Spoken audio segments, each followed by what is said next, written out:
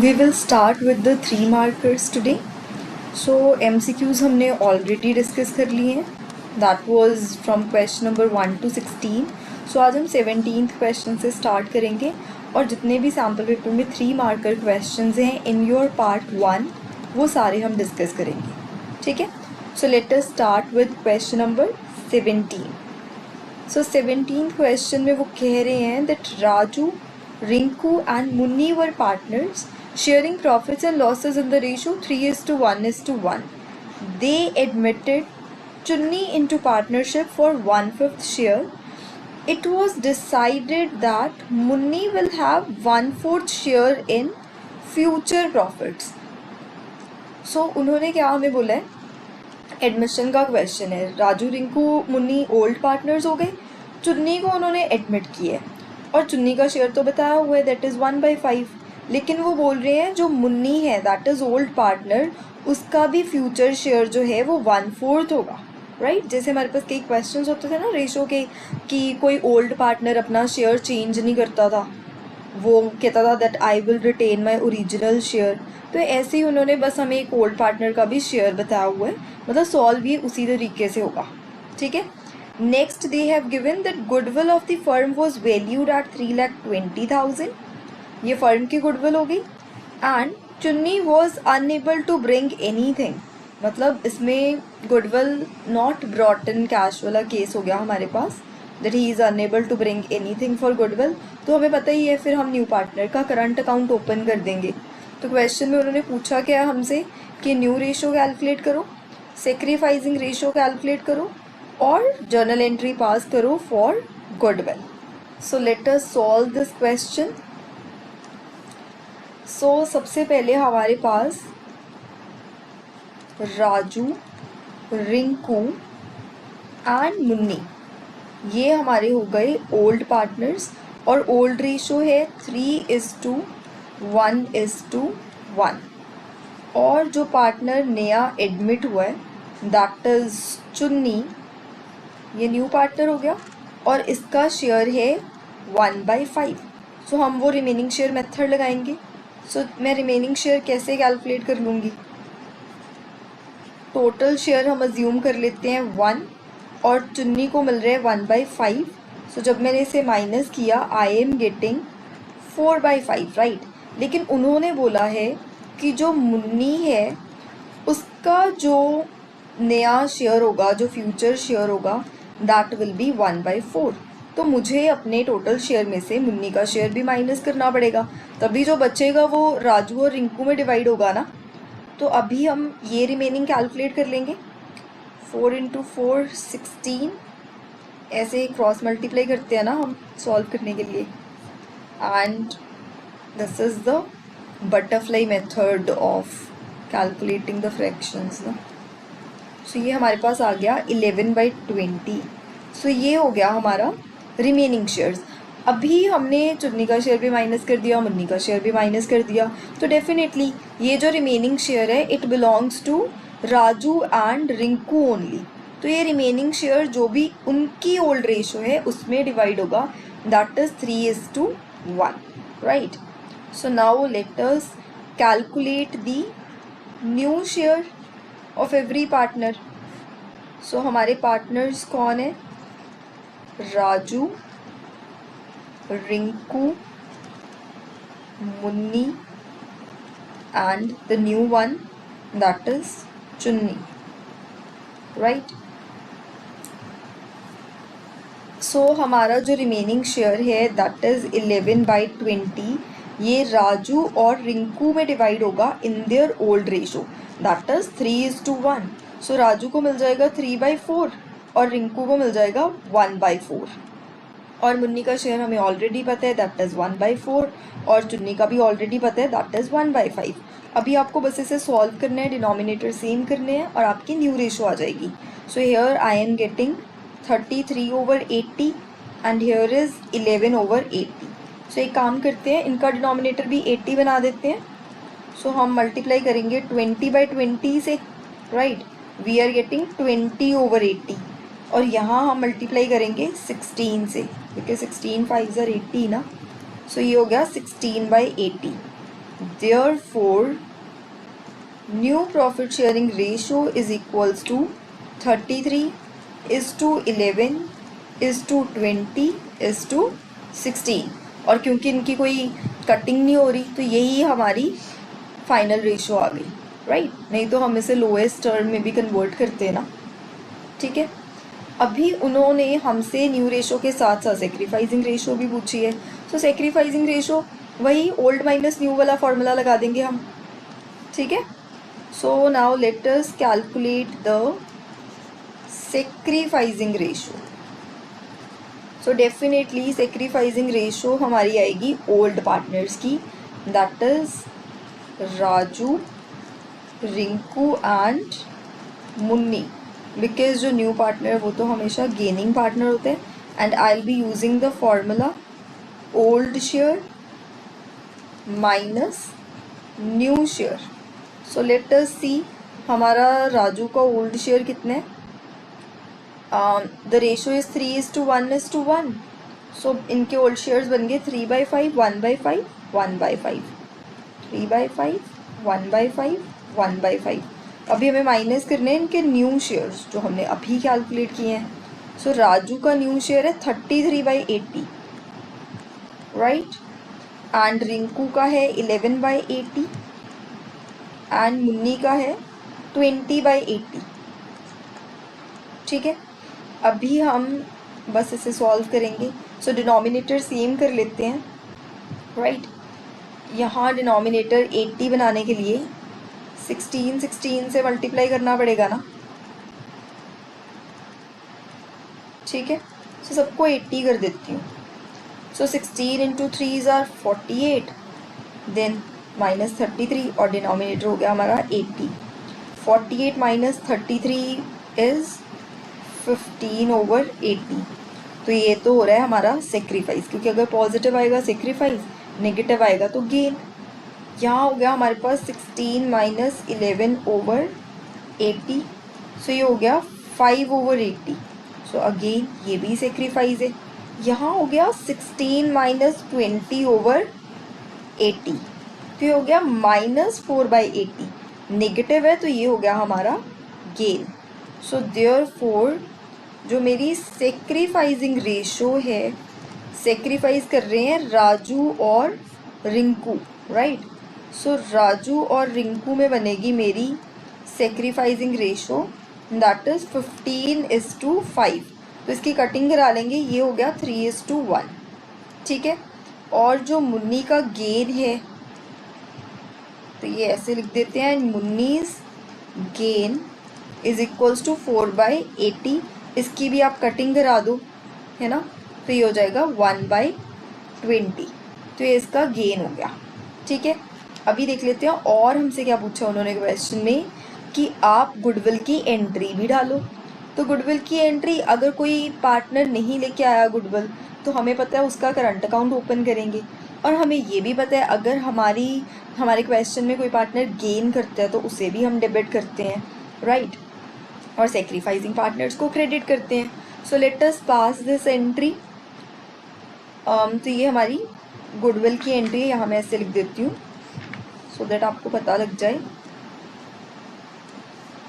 तो हम क्या करेंगे, न्यू पार्टनर का करंट अकाउंट डेबिट करेंगे, चुन्नीज current account debited.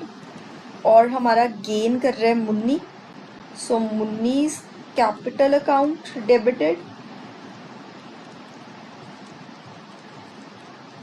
And then to Raju's capital account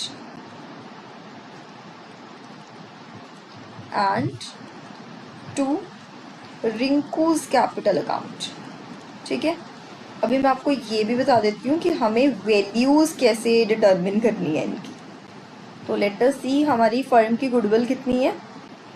okay, 3,20,000 firm की गुडविल है, राइट। क्योंकि एक पार्टनर जब गेन करता है तो हमें डायरेक्ट उसका शेयर जो है वो सेक्रीफाइसिंग रेशो में तो हम डिस्ट्रीब्यूट नहीं कर सकते। तो हम क्या करेंगे, जो भी हमारी टोटल गुडविल है उसे उनके रिस्पेक्टिव गेन और सेक्रीफाइस से मल्टीप्लाई कर देंगे। चुन्नी का शेयर है 1/5 और मुन्नी के लिए हम क्या करेंगे, उसका गेन कितना फाइंड किया हमने 1/20, और राजू के लिए इट विल बी, उसका सेक्रीफाइस कितना है 15/80, and for Rinku it will be 5/80। अभी आप इसे कैलकुलेट कर लो, राइट। सो 3,20,000 का 1/5 करोगे तो you will gate 64,000, and here 16 2s are 32 ना, तो यहाँ हमारे पास आ जाएगा 16,000, और यहाँ हमारे पास कितना आ जाएगा, तो इसे भी आप सॉल्व कर लो। 8 4s are 32 और 15 × 4 60, तो ये आ गया 60,000, और यहाँ पर अगेन 8 4s are 32, 4 × 5 20,000, तो ये हमारी बन गई गुडविल की एंट्री। एग्ज़ाम में अगर आपको जर्नलाइज करने के लिए बोला है तो मेक श्योर कि वो आप प्रॉपर फॉर्मेट में करो, ठीक है। तो आपको जर्नल का फॉर्मेट भी बनाना है, date, particulars, ledger folio, debit amount, credit amount और नरेशन भी लिख के आनी है, ठीक है। अभी मैं सिर्फ सोल्यूशन पॉइंट ऑफ व्यू से करवा रही हूँ कि आपको पता चल जाए कि सॉल्व कैसे करना है, right. So let us move to the next question. अभी हमारा 17th में ही एक ऑल्टरनेटिव क्वेश्चन भी है, तो चॉइस में देख लेते हैं उन्होंने हमें क्या दिया हुआ है। Yashasvi, Nitish and Harshit were partners, और उनकी रेशो है 5:3:2। With effect from 1st April 2025, they decided to share future profit and loss in the ratio 4:3:2। तो ये हमारा चेंज इन PSR का क्वेश्चन है, right. On the date of reconstitution, goodwill was appearing in the books of 4 lakh. तो जो goodwill already books of account में appear कर रही है उसकी वैल्यू है 4 लाख। तो आपको पता होना चाहिए this is our old goodwill, जो हमें पार्टनर्स में राइट ऑफ करनी है ओल्ड रेशो में। So old partners capital account debited to goodwill account, और ये ओल्ड रेशो में डिस्ट्रीब्यूट हो जाएगी। नेक्स्ट हमें गिवन है that goodwill of the firm was valued at ₹7,20,000। इसका हम ट्रीटमेंट करेंगे प्रॉपर गेनिंग टू सेक्रीफाइसिंग। तो उन्होंने देख लेते हैं हमसे पूछा क्या है, दैट डिटर्मिन गेन और sacrifice for each partner and pass necessary entries. So पहले हम गेन और सेक्रीफाइस कैलकुलेट करेंगे, और फिर जो हमें दोनों गुडविल्स गिवन है, जो goodwill already appearing in the books है और गुडविल वैल्यूड एट, इनकी हम 2 एंट्रीज पास करेंगे। सो let us calculate the gain और सेक्रीफाइस फर्स्ट, राइट। सो गेन और सेक्रीफाइस कैलकुलेट करने के लिए हम वही ओल्ड माइनस न्यू वाला फॉर्मूला लगाएंगे। सो द पार्टनर्स आर, मैं लिख रही हूँ Y, N एंड H, ठीक है। And the old share of Yashasvi is 5/10, Nitish is 3/2, 3/10 ना, सो इसका 3/10 हो गया एंड इसका 2/10। अभी हमें माइनस करना है इनके new shares. 4:3:2 is the new ratio, तो डिनोमिनेटर 9 हो गया ना, सो इट इज़ 4/9, 3/9, 2/9। अभी इसे हम सॉल्व कर लेंगे, तो LCM लूँगी तो ये 90 हो जाएगा, राइट। और ये 9 × 5 45, 10 × 4 40, so here I am getting 5/90। तो ये तो कर रहे हैं sacrifice. Next again 90, 9 3s are 27, -30, तो ये हो गया -3/90, तो ये गेन कर रहा है। Next again denominator is 90, 9 2s are 18, -20, so this is -2/90, तो ये हो गया मेरा गेन, राइट। तो हम पहले ये गेन इज टू सेक्रीफाइस वाली एंट्री डाल लें, गुडविल वैल्यूड एट, राइट। यहाँ मैं लिख रही हूँ गुडविल वैल्यूड एट ₹7,20,000। सो इसमें हम गेनिंग पार्टनर्स के कैपिटल अकाउंट को डेबिट करेंगे, that is Nitish capital account, Then is Harshit's capital account. ये हो गए डेबिट. और सेक्रीफाइस कौन कर रहा है? यशस्वी. तो यशस्वी का कैपिटल अकाउंट हम कर देंगे क्रेडिट. राइट.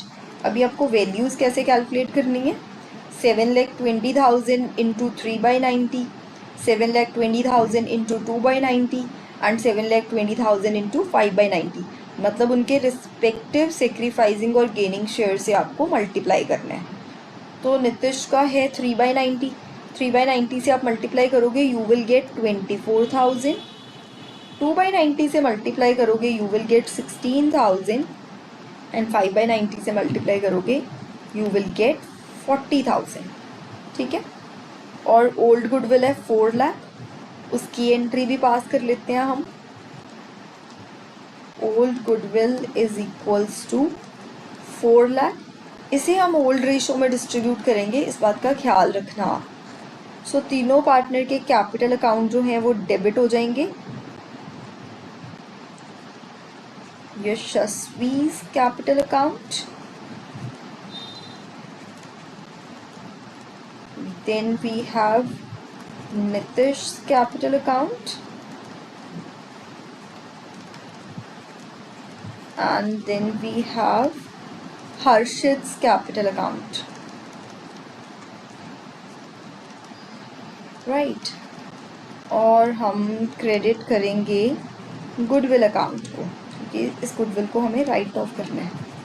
और मैं यहाँ लिख भी रही हूँ that it is to be done in old ratio. तो ये गुडविल की वैल्यू है हमारे पास 4 लाख. 4 लाख को इनकी ओल्ड रेशो में डिस्ट्रीब्यूट करोगे, that is 5:3:2. So you will gate 2 lakh here, 1,20,000 and 80,000. ठीक है. So hence this question is over. So let us move to the next question. So this is question number 18. मतलब मैंने तो ना ये पहली बार देखा है कि डिसोल्यूशन में से डायरेक्ट क्वेश्चन नहीं आया कि उन्होंने हमें रियलाइजेशन अकाउंट नहीं बनाने को बोला, उन्होंने हमें कोई जर्नल एंट्रीज का क्वेश्चन नहीं दिया, उन्होंने डायरेक्टली सेक्शन 48 का क्वेश्चन दे दिया. This is the concept in the chapter जो ना कई बार हम थ्रेटिकल समझ के इग्नोर कर देते हैं कि ये सेक्शंस क्यों ही पढ़ें. जो सेक्शन 48 है ये हमें बताता है कि at the time of dissolution order of payment क्या होगा, कि आप किस ऑर्डर में पेमेंट करोगे. पहले आप किसे पे करोगे, उसके बाद किसे, लास्ट में किसे, सो एंड सो. राइट.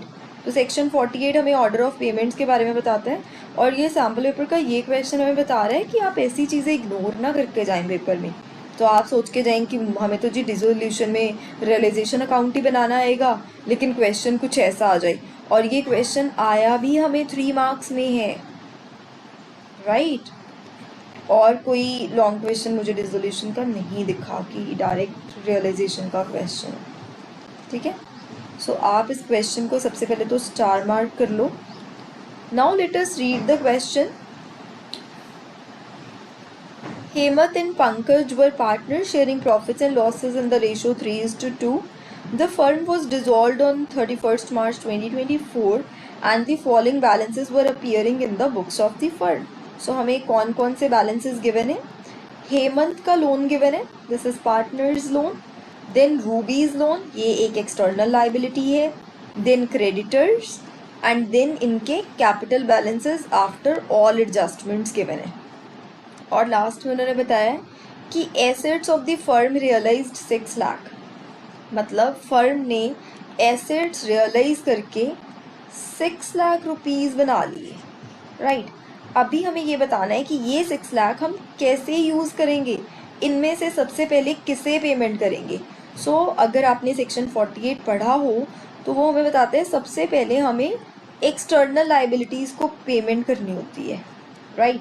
सो ये मेरी एक्सटर्नल लाइबिलिटीज़ होगी, तो मतलब सबसे पहले इन्हें पेमेंट की जाएगी. उसके बाद अगर किसी पार्टनर का कोई लोन है उसे पेमेंट करेंगे. और लास्ट में पार्टनर के जो भी कैपिटल बैलेंसेस हैं वो सेटल होंगे. और उसके बाद भी अगर कोई सरप्लस बच जाता है तो वो हमेशा पार्टनर्स में डिस्ट्रीब्यूट हो जाएगा in their profit sharing ratio, right? So let us now see whether we are leaving with the surplus और नॉट, ठीक है? सो हमारे पास एसेट्स रियलाइज हुए ₹6 लाख के, राइट? अभी एज पर सेक्शन 48 हम सबसे पहले सेटल करेंगे रूबीज लोन एंड क्रेडिटर्स। तो मैं यहाँ लिख रही हूँ बी एंड सी सबसे पहले सेटल होगा। तो ये कितना हो जाता है? 1 लाख प्लस 50,000 दैट इज 1,50,000, ठीक है? अभी इसे सेटल करेंगे तो हमारे पास बैलेंस कितना आ रहा है? 4,50,000। उसके बाद क्या सेटल होगा? पार्टनर का loan that is point A, उसकी वैल्यू है 80,000, उसे सेटल करेंगे। सो हमारे पास कितना बच रहा है? 4,50,000 minus 80,000, this will be 3,70,000। And last में उनके कैपिटल बैलेंसेस जाएंगे। ये है 160 प्लस 140 दैट इज 3 लाख। तो हम 3 लाख माइनस करेंगे और हमारे पास कितना बच रहा है? 70,000। ये पॉजिटिव बैलेंस है, दिस इज सरप्लस, राइट? और ये सरप्लस जो है ये पार्टनर्स में डिस्ट्रीब्यूट हो जाएगा, राइट? और पार्टनर्स का नाम क्या है? Let me check again, Hemant and Pankaj, right? So Hemant को कितना मिलेगा? 70,000 का 3:2 है ना इनकी रेशो, यस। सो उसे मिल जाएगा 3/5 और पंकज को मिल जाएगा 70,000 का 2/5। सो इसे आप सॉल्व करोगे, here you will get 42,000 and here you will get 28,000, ठीक है? ऐसा था ये क्वेश्चन, राइट? तो सेक्शन 48 ध्यान से करके जाना, मतलब थोड़ा कंसेप्चुअली तैयारी करके जाना। Let us now move to the next question. This is question number 19 और ये उन्होंने पूछा है डिबेंचर्स चैप्टर में से। So on 1 January 2025 Ritu Limited issued ₹40 lakh 8% debentures of ₹100 each, right? So सबसे पहले मैं एक बात बता दूं आपको, हमेशा आपको ख्याल रखना है कि यहाँ देखो रुपीज़ गिवन है, तो 40 लाख की अमाउंट के डिबेंचर्स इशू हुए हैं। तो सबसे पहले तो आपको नंबर ऑफ डिबेंचर्स कैलकुलेट करने पड़ेंगे। तो नंबर ऑफ डिबेंचर्स आप कैसे कैलकुलेट करोगे? सो जो इसकी अमाउंट है डिवाइडेड बाय एक डिबेंचर की फेस वैल्यू कितनी है, दैट इज 100 रुपीज़। आप इसे 100 से डिवाइड करोगे, so you will gate 40,000 debentures. तो हमारा जो क्वेश्चन है वो 40,000 से होगा, ना कि 40 लाख से। मैंने कई बार देखा है कि बच्चे ये चीज़ देखते ही नहीं और फिर 40 लाख से मल्टीप्लाई कर रहे होते हैं, ठीक है? करोड़ों में वैल्यू बना देते हैं, तो वो चीज़ मत करना। और आगे देखते हैं फिर उन्होंने क्या दिया है, that these debentures are issued at 5% discount. So issue के टाइम 5% डिस्काउंट है and to be redeemed at 10% premium. So ये इशू हुआ है from the redemption point of view, redemption के टाइम पे 10% का प्रीमियम है। Then they have given that balance in securities premium on the date of such issue was 2,70,000 और हमें entries pass करनी है फॉर इशू ऑफ डिबेंचर्स। देखो securities premium में कितना बैलेंस पड़ा है उसे हमें कोई लेना देना नहीं है, क्योंकि हमें सिर्फ इशू की एंट्रीज पास करनी है। अगर राइट ऑफ भी करना होता फिर हम सिक्योरिटीज़ प्रीमियम को यूज़ करते, ठीक है? So now let us pass the entries. So पहले मैं ये बना देती हूँ कि 100 का एक मेरा डिबेंचर है जो इशू हुआ है 5 रुपीज़ के डिस्काउंट पे, एंड देन वही मेरा 100 का जो डिबेंचर है वो रिडीम होगा 10% प्रीमियम पे, ठीक? और हम डिबेंचर्स का नंबर कैलकुलेट कर चुके हैं ऑलरेडी, 40,000 8% डिबेंचर्स। तो इशू की 2 एंट्रीज डालनी है, this is very simple question, इसमें कोई ट्विस्ट नहीं है। तो हमारी पहली एंट्री होगी bank account debited to debentures application and allotment account. आप पूरा लिख लेना, मैं थोड़ा एब्रीविएट कर रही हूँ, ठीक है। सो ये कितनी वैल्यू आ जाएगी हमारे पास, 40,000 को आपको मल्टीप्लाई करना है 95 से, ठीक, and you will gate ₹38 lakh, ठीक।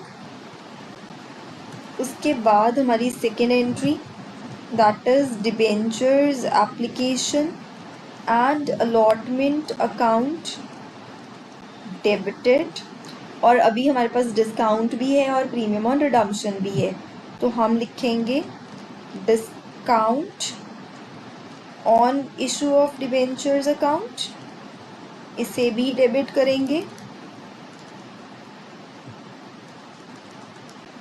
और जो प्रीमियम है उसकी वजह से हम ओपन करेंगे loss on issue of debentures account, right, और क्रेडिट करेंगे to 8% debentures account, and then जो हमारा रिडम्पशन के टाइम पे प्रीमियम है उसे भी क्रेडिट करेंगे, being liability in nature, to premium on redemption of debentures, right. Now let us see amount कैसे लिखनी है।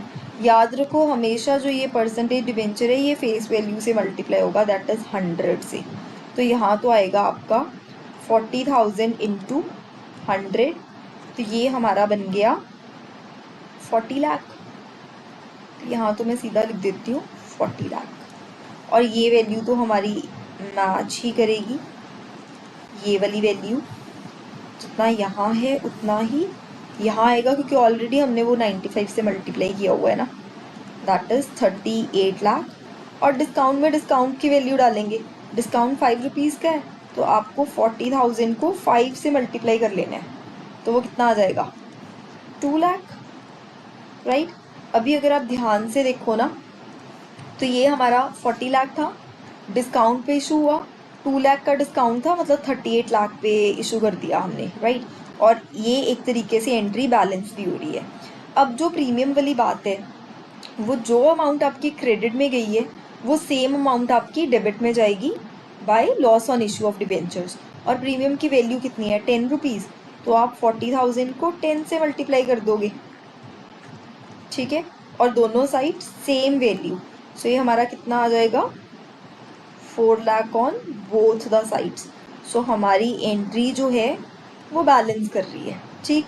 और जो दूसरी चीज़ होती है ना कि आप ये डिस्काउंट और लॉस को मर्ज करके भी लिख सकते हो, एट दी एंड तो ये लॉस वाले हेड के अंदर ही जाते हैं ना, तो आप इसकी जगह rather than opening these two heads आप सीधा लिखो loss on issue of debentures और इसका टोटल लिख दो 6 लाख, आप ऐसे भी कर सकते हो, और ये वाला वे भी ठीक है, ठीक है, जो भी आपको कंफर्टेबल है you can do in that way, ठीक। इशू ऑफ डिबेंचर्स की एंट्रीज पूछी थी वो हमने कर ली, so we are done with this.